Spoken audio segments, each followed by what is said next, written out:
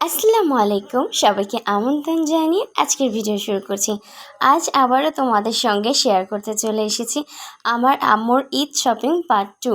তো এটা ছিল সপুরা সিল্ক, মানে রাজশাহীর বিখ্যাত সিল্ক শাড়ি, যেটা সপুরা থেকে নেওয়া হয়েছিল।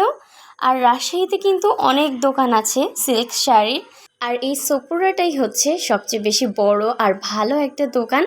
তোমরা যদি রাজশাহীতে যাও কখনো, তো সপুরা সিল্কে অবশ্যই যাবে, কারণ এখানে অনেক ভালো কোয়ালিটি এবং তোমাদের পছন্দ মতো জিনিস আশা করি তোমরা পেয়ে যাবে। তো শাড়িটা তোমাদেরকে দেখাই, চলো। এই শাড়িটা একদমই কালারফুল, এটা দেখতেই পাচ্ছ, এটা কিছুটা হচ্ছে অলিভ, মানে যে জলপাই রঙটা থাকে সেটা। আর এখানে ক্রিম হোয়াইট রয়েছে, অরেঞ্জও রয়েছে, তার মধ্যে ব্ল্যাকের কাজ করা রয়েছে। আর এটা হচ্ছে শাড়িটার বর্ডার, দেখতেই পাচ্ছ। এটা হচ্ছে যেটা উপরের দিকে থাকবে শাড়ির বডিতে, সেই পার্টটা এটা অরেঞ্জ আর হচ্ছে জলপাইয়ের। আর ওই সাইডে দেখতে পাচ্ছ যেটা আর কি নিচে থাকবে, এই যে এটা কলকা করা রয়েছে, আর নিচে বর্ডারও রয়েছে দুইটা অরেঞ্জের। ডিজাইনটা কিন্তু খুবই সুন্দর।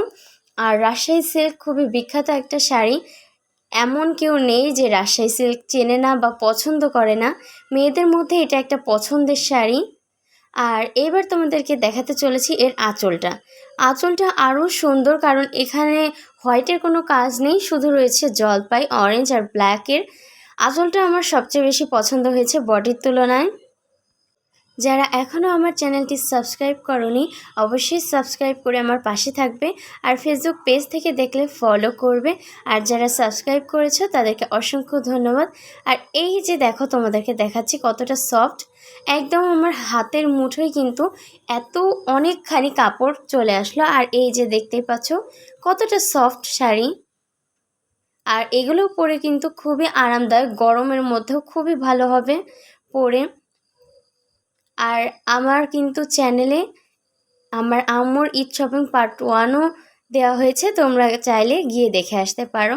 এই হচ্ছে শাড়িটা, আর এর সঙ্গে ব্লাউজটাও বানানো হয়েছে। এটা আলাদা করে বানানো হয়েছে, কারণ এর ব্লাউজ পিসটা কাটা হয়নি, আলাদা করে বানালে ভালো হয় একটু। এই হচ্ছে পুরো শাড়ি আর এর ব্লাউজটা। তো ভিডিওটি ভালো লাগলে লাইক, কমেন্ট, শেয়ার আর সাবস্ক্রাইব করে পাশে থেকো। ফেসবুক পেজ থেকে দেখলে ফলো করো। আজ এই পর্যন্তই, আবারও নতুন এক ভিডিও নিয়ে তোমাদের মাঝে হাজির হব। সবাই ভালো থেকো, সুস্থ থেকো, আমার জন্য দোয়া করো। আল্লাহ হাফেজ। Thanks for watching.